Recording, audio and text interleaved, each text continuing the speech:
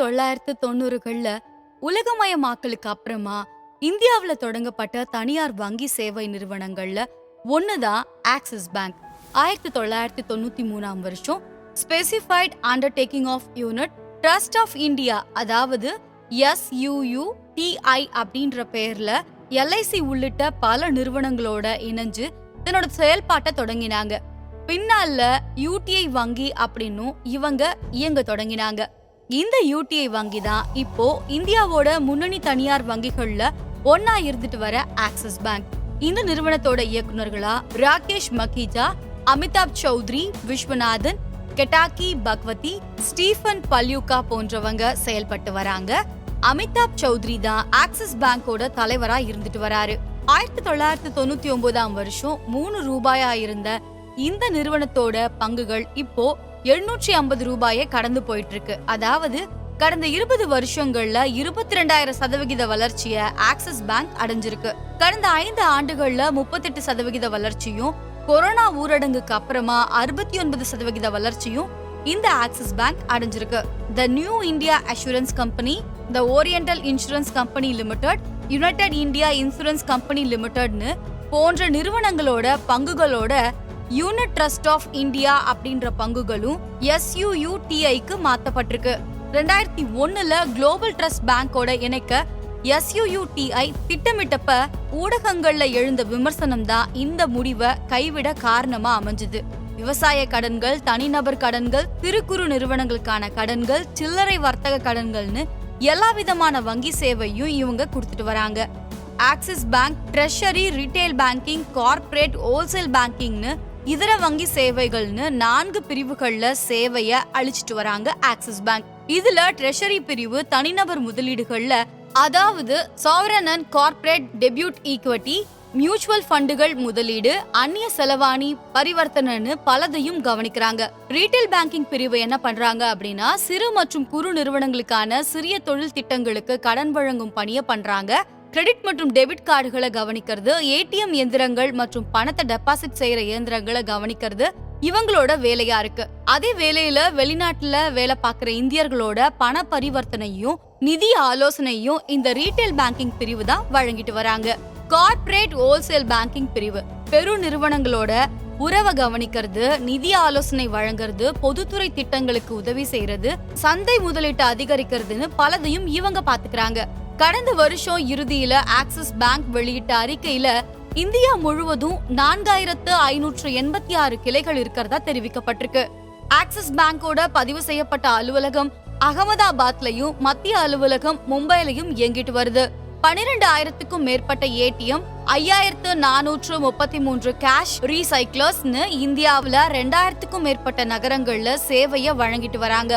இந்தியாவை தவிர Hong Kong, Singapore, Dubai, Colombo, Abu Dhabi, Dhaka, London உட்பட 9 நகரங்கள்லயும் இவங்களோட கிளைகள் இயங்கிட்டு வருது.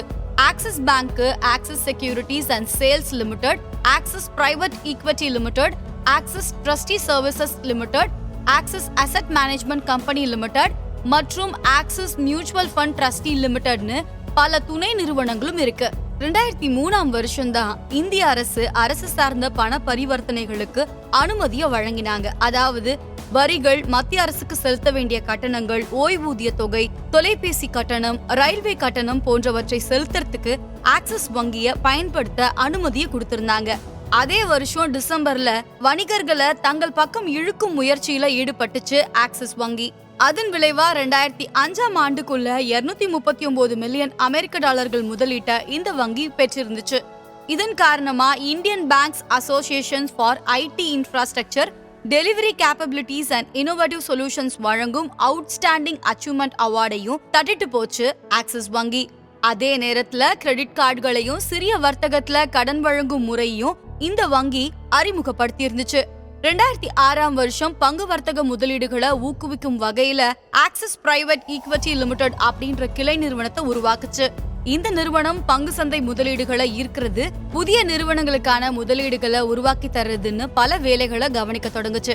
படிப்படியான வளர்ச்சியின் காரணமா 2007ஆம் வருஷம் 218 மில்லியன் அமெரிக்க டாலர்கள் நிதியை திரட்டி இருந்துச்சு. அது மட்டும் இல்ல, அதே வருஷம் 153 புதிய கிளைகளையும் ஆக்சிஸ் வங்கி உருவாக்கி இருந்துச்சு. அதை தொடர்ந்து சிங்கப்பூர், துபாய் மற்றும் ஹாங்காங்ல புதிய வெளிநாட்டு அலுவலகங்களையும் ஷாங்காய்ல ஒரு பிரதிநிதி அலுவலகத்தையும் ஆக்சிஸ் பேங்க் உருவாக்கி இருந்துச்சு. 2007 இருந்து 2008 நிதியாண்டுல 143 புதிய கிளைகளை உருவாக்குனதன் மூலமா ஒட்டு மொத்தமா 651 கிளைகளோட இயங்க தொடங்குச்சு ஆக்சிஸ் பேங்க். சர்வதேச நிதி அலுவலகமா துபாயில இருக்கிற தன்னோட கிளையையும் உருவாக்கி இருந்துச்சு. யூடிஐ வங்கி அப்படின்ற பெயர்ல இயங்கிட்டு இருந்த ஒட்டுமொத்த கிளைகளையும் ஆக்சிஸ் வங்கி அப்படின்ற பெயர்ல மாற்றி இயங்க தொடங்குச்சு. 2008 இருந்து 2009 நிதியாண்டுல 176 புதிய கிளைகளை உருவாக்குனது மட்டும் இல்லாம தன்னோட ஏடிஎம்களையும் அதிகரிக்க தொடங்குச்சு. 2764 ஏடிஎம்களோட இந்த நிதியாண்டுக்குள்ள அடியெடுத்து வச்ச ஆக்சிஸ் பேங்க் அந்த நிதியாண்டுல மட்டும் 700 புதிய ஏடிஎம்களை உருவாக்கி 3595 ஏடிஎம்களா அதிகரிச்சது. அதே நேரத்துல axis trustee service company limited அப்படின்ற நிறுவனத்தை உருவாக்கி நிதிய திரட்டும் முயற்சியில வாடிக்கையாளர்களை ட்ரஸ்டிகளா தங்களோட நிறுவனத்தோட இணைக்கும் முயற்சியில ஈடுபட்டுச்சு. அதிக முதலீட்டை செஞ்சிருக்கிற வாடிக்கையாளர்களை தங்களோட வசம் வச்சுக்கிறதுக்காக ஒரு திட்டத்தையும் உருவாக்குச்சு.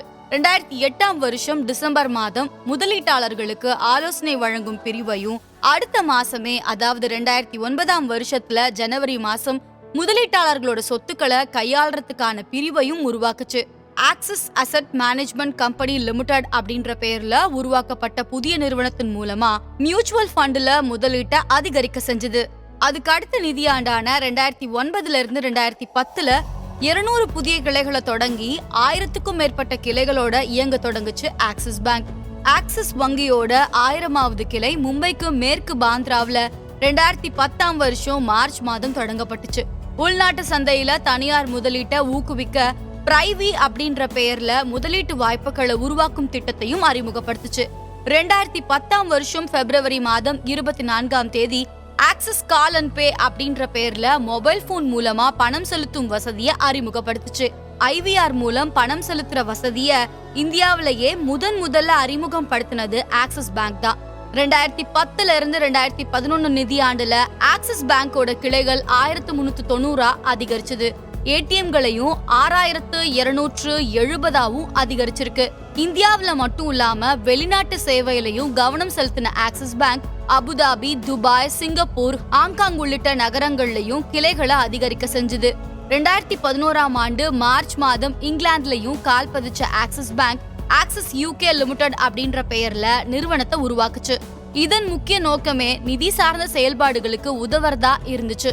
2014 வருஷம் ஜனவரி மாசம் 8 ஷாங்காயிலையும் ஆக்சிஸ் பேங்க் தன்னோட அதிகாரப்பூர்வ கிளையை தொடங்குச்சு. இந்தியாவை தலைமையகமா கொண்ட ஒரு தனியார் வங்கியா சீனாவில முதல்ல கால் பதிச்சது ஆக்சிஸ் பேங்க் தான். 2014 வருஷம் டிசம்பர் மாதம் ஆக்சிஸ் பேங்க் 10.4% வட்டியில வீட்டு கடனை வழங்குச்சு. 20 ஆண்டுகள்ல செலுத்தக்கூடிய வகையில அறிவிக்கப்பட்ட இந்த கடன் திட்டத்துக்கு அதிக வரவேற்பும் இருந்துச்சு. 2015 வருஷம் ஜூலை மாசம் ஏசியன் டெவலப்மெண்ட் பேங்கோட இணைஞ்சு 200 மில்லியன் அமெரிக்க டாலர்களை வழங்கும் திட்டத்தை அறிமுகப்படுத்துச்சு. விவசாயிகளுக்காக வழங்கப்பட்ட இந்த கடன் இந்தியாவில மிக பெரும் தாக்கத்தை ஏற்படுத்தி இருந்துச்சு. 2015 வருஷம் நவம்பர் மாசம் 22 ஆக்சிஸ் வங்கி ஒரு சர்வதேச வங்கி அப்படின்றத தெரியப்படுத்தும் வகையில வங்கதேச நகர் டாக்காவில ஒரு கிளைய தொடங்குச்சு. அதை தொடர்ந்து 2016 வருஷம் மார்ச் மாதம் 9 உலகத்திலேயே முதன்முறையா டிஸ்கவர் பினான்சியல் சர்வீஸ் நிறுவனத்தின் டைனஸ் கிளப் இன்டர்நேஷனலோட இணைஞ்சு ஃபாரெக்ஸ் ப்ரீபெய்ட் கார்டை அறிமுகப்படுத்துச்சு. 2017 வருஷம் மார்ச் மாசம் 30 வெல்ஸ் ஃபார்கோ அண்ட் கம்பெனி நிறுவனத்தோட இணைஞ்சு தடையில்லா பண பரிவர்த்தனை திட்டத்தை வெளிநாடு வாழ் இந்தியர்களுக்காக, குறிப்பா அமெரிக்காவில வாழ்ற இந்தியர்களுக்காக அறிமுகப்படுத்துச்சு.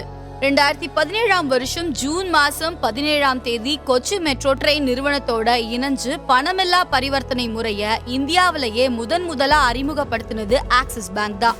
ஆடம்பர பைக் பிரியர்களை ஊக்குவிக்கும் விதமா 500cc-க்கும் அதிகமா உள்ள பைக்குகளுக்கு கடன் வழங்கும் திட்டத்தையும் உருவாக்குனது ஆக்சிஸ் பேங்க் தான்.